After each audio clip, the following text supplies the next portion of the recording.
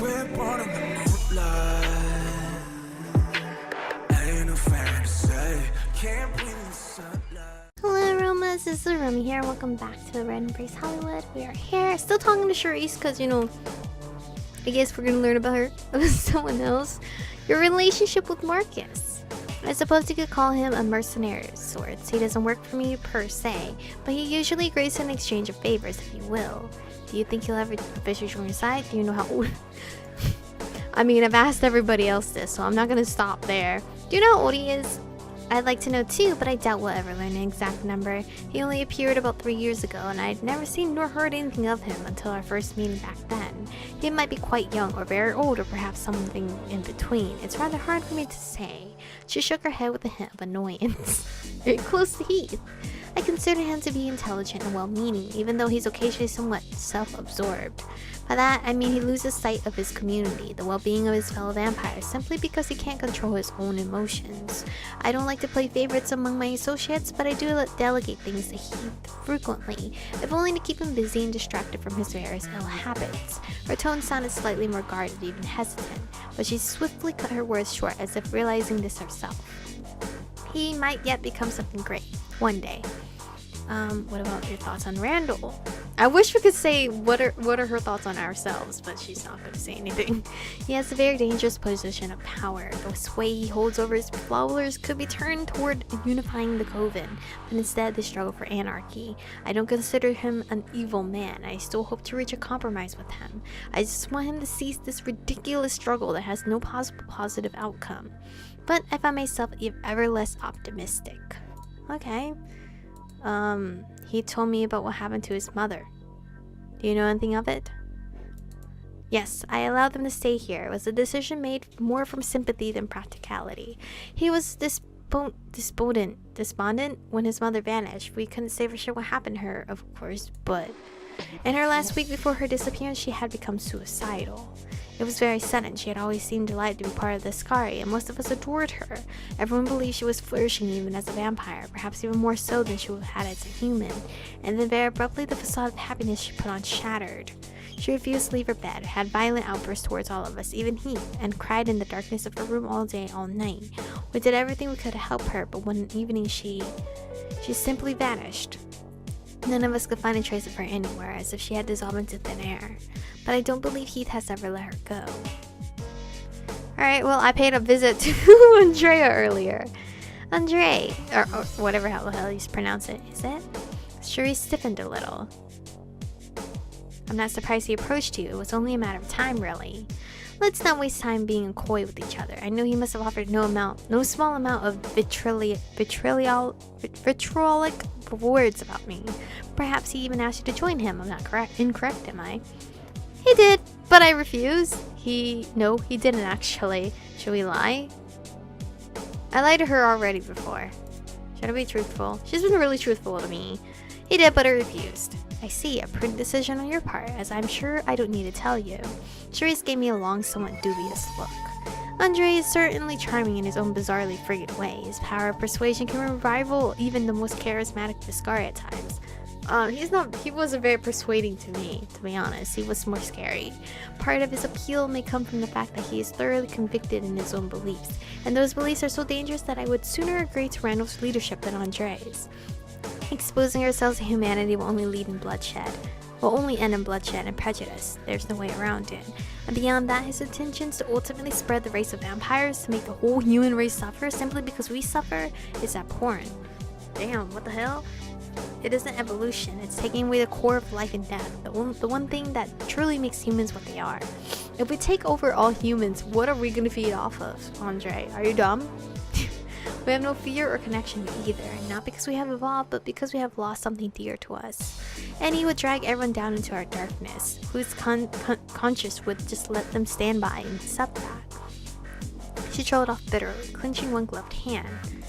Alright, that's all for now. Thanks for talk. Very well. Then I'll be taking my leave. Good night, Michiko. I hope I calmed your nerves. Turning towards the door, she swiftly strode towards it, slipping away into the hall. Alright. I left the meeting room after Charisse's footsteps faded away and returned to the lobby. Or obviously leaving. back to my room. My sad, sad room. I ended my night there with a sense of uncertainty lurking in the back of my mind. When I curled up and closed my eyes, I felt like I could see Andre's glowing gaze, his low voice resonating like a double bass. The time for an end to this conflict swiftly approaches, he'd said. I don't know how. You all gonna attack? Those ominous words circled through my thoughts as I drifted into a light, restless sleep. Where's Heath? He has to apologize. Apologize for hurting my heart. I stood before the door, my fingers brushing the handle. Just a few seconds ago, I heard a knock. A soft, delicate knock, almost fragile. Oh god, is it Heath? I said I want him now, but honestly, my heart is not ready. I was kind of like scared when I read that out loud. For a moment, my mind flashed back to the last time I heard that sound. The unfocused eyes that had stared back at me, glassy and unreachable. As I slowly opened the door, I almost wondered if I wouldn't see that look again. Heath. Oh, Heath, I just got goosebumps all over because I still remember him just... No. Hello, Michiko. But instead, Heath's eyes were bright and alert, full of their normal sparkle. You look ready to take on the world, like you always do. Maybe not the world, but I think I can manage Hollywood. Really, I'd prefer to just crawl in a hole most days. Thanks, how are you? I really want to know how he is, though. Better, I'm feeling fine, thank you. Especially now that I've seen your face. Don't. I can't handle your flirts right now. As soon as I lay eyes on you, I get this little spark, and it makes everything so much brighter. To my surprise, his flirtiness actually seemed a little subdued, almost shy, despite our previous confessions. I'm gonna pretend we didn't even confess at this point. I was drunk, you were high. Even though technically I wasn't drunk. The car is waiting for us outside, but before we go, I wanted to give you something. Oh, present? I'm still embarrassed about the other day, so... You brought me a present! To make us both feel... Wait, us. Make us both feel better. Reaching one hand to his coat, he pulled out a VHS tape. What the fuck? His lips drifting into a soft grin. Wait, is it when you were an actor? The tape's plastic case was printed with the title. Well, thanks, Heath. You didn't have to. How about we watch this together sometime? What made you decide to give me a movie? What? We should watch it together sometime. You know, to rekindle whatever the fuck we have. Because I thought we had something special. But I don't know right now. I was hoping you'd say that. Or, you say that? Ask that? Ask that. After you finish tonight's work, we will have enough time before the sun rises. And we can curl up together to pretend we're somewhere else. I don't know about these... I'm still very broken. I don't know about curling up. How about you sit on that one side of the bed? I'm sitting over here. His eyelids gently fluttered closed, a hopeful smile drifting across his face for several lingering moments. Listen to me, pulling us off track again. I guess we should go take the car to Marcus's shop. Heath grimaced, frowning at the ground with obvious displeasure. I'm not sure I want to imagine the work he's planned for us. You really don't get along with Marcus, do you? Don't make that face, I'm sure we'll have fun. Let's just leave before Charisse finds us and throws us out the window.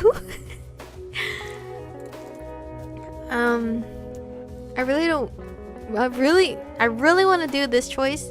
Don't get along with Marcus, but I also want to comfort him. We'll have fun, alright? Honestly, if anyone else said that, I wouldn't believe them. But luckily for the both of us, you're you. He let out a grateful chuckle, although it still sounded slightly strained. Shall we then? With luck, we'll make it back in one piece. Whatever the fuck Marcus has us doing. After a short elevator ride, we made our way out of the lobby and onto the busy street where the black sedan was waiting for us. Heath opened the door for me and I climbed inside, greeted by the familiar dead silence of Charisse's driver. Nice to see you, sir. See you're quiet again. Once Heath had slipped into the back seat beside me, the car's engine rumbled to life and we took off. You know, I used to find it very uncomfortable. Heath leaned in to whisper playfully to me, nodding towards the driver's back. It's always like this, dead silence. I don't know how many times I've ridden in this car, but he's never spoken a word to me. Now that I've gotten used to it, though, it's almost comforting. I don't think I'd have him any other way. Okay. Damn. He's still pretty creepy. Do you know who he is? No, I'm not even sure Charisse does. What the fuck? She told me he showed up one day and offered to drive for her, and since then he's done his job without saying a word. She must have her reasons to trust him, but I don't know what they could possibly be. I guess it's our little mystery. I wonder who he is, though. After that, we lapsed into a comfortable silence. He seemed to drift off into the thought, an idle smile lingering on his face, but his gaze focused distantly past the window. Maybe it was for the best, since I had the uncanny feeling that the driver could hear everything we said despite our whispering. At some point, I felt Heath's arm begin to gently drape across my shoulders, his body shifting a little closer to mine. What? Are you here to hurt my heart? Are you here to hurt my heart? Because I'm not ready. Curl my arm around his waist, lean my head against his. Scoot away. Sorry, but I'd rather not. To be honest, I'm really hurt still, but I'm not gonna be that rude of a bitch.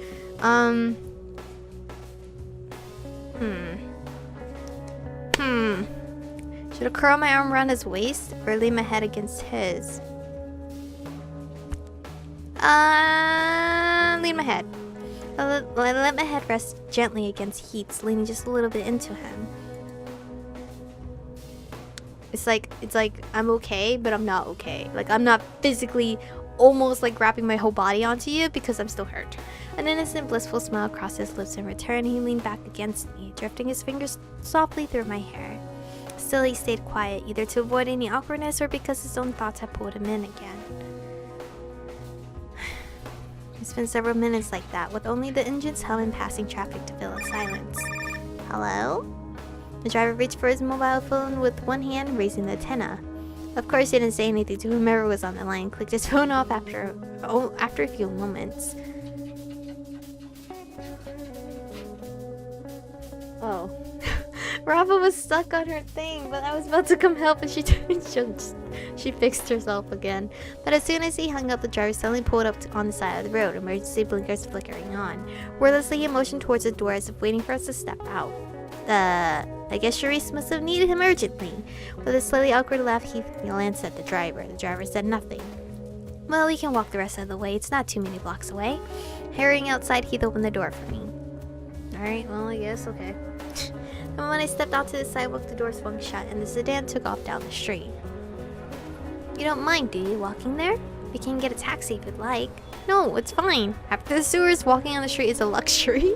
Just how pampered do you think I am? Don't worry about it. I could use exercise. No, I'm kind of going to choose those sewers. Because that one, yeah. Sewers. The sewers. Ugh. You have a knack for putting things in perspective, Michiko. Of course. You minor, you? What? With an impish grin, Heath slipped past me, strolling down the street. He kept his pace slow until I caught up, slipping a hand into his pocket to search for a cigarette. Could I have one? Never. Your girl's not doing drugs. I think you should quit that habit. When did you start smoking it? He's not gonna quit just because we said so. When did you start smoking? Not very long ago. His fingers lightly twitched, fiddling with the cigarette for several moments, before he finally put it to his lip and lit the end. A long, heavy stream of smoke clouded from his mouth and slowly dissipated. Oh, look, that's the abattoir, isn't it? He craned his neck a little as we walked, peering towards the other side of the street. It looks like someone got surrounded at the door. Poor thing. What you mean? They're bullied? When I followed Heath's gaze, I spotted a man trying to fight his way out of the club. A gaggle of paparazzi swarmed around him, their cameras flashing hungrily. I recognized his face. He was from the hot tub at the party. The same director who tried to recruit me. Listen, could you? I'm very, very busy. So just as he pushed one of the paparazzi away, trying to defend himself, our eyes suddenly met. Wait a minute, Michiko, is that you? Michiko, wait! I never got your number, and you're not! By the minute he called out to me, all the paparazzi turned towards us at once, like hyenas spotting prey. Oh no. He took a step back, his eyes widening by the second. Make a very rude gesture to the paparazzi? No, I don't got time for that, alright? We're just gonna grab Heath's hand and run, alright? With Heath's hand firmly clasped in my own, I darted away from them as fast as I could. Fuck that bullshit. A clamor of shouting footsteps chased us down the street. Michiko, did he say your name was Michiko? How do you know the director? Are you his secret lover? Oh my god, no. Just one photo. I just want one photo. We can't let them get your picture. He'd muttered beside me, shooting a worried look over his shoulder. If Hollywood learns what you really are. Is that director not vampire? As we rounded a corner, Heath's ominous words sank into my head. I couldn't ever return to the mortal world for more than one night, and I couldn't show my true face ever again. That's pressure. I'd known that from the start, but now I finally felt what it meant. Oh shit.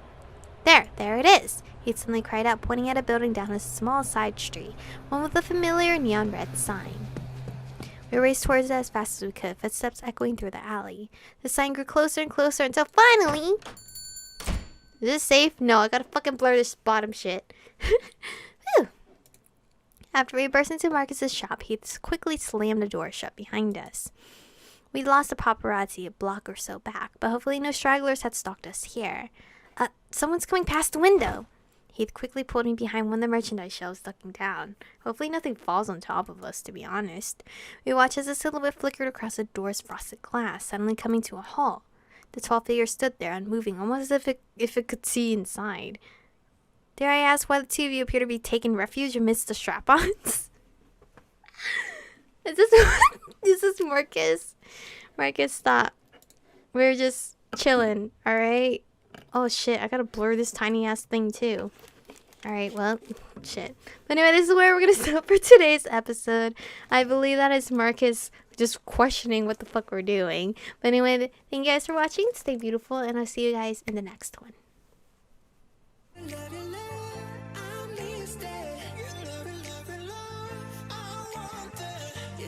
Touch it,